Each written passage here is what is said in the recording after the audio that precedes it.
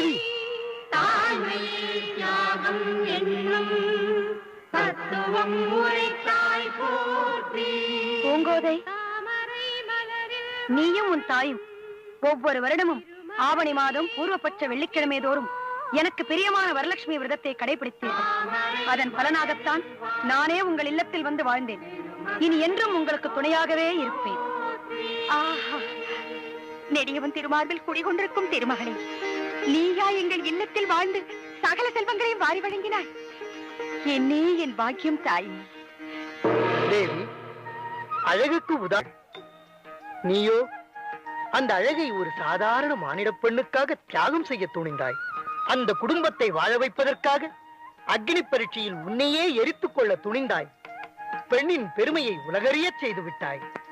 பெண்மையின் தியாகத்தை நான் மனப்பூர்வமாக ஏற்றுக்கொள்கிறேன்.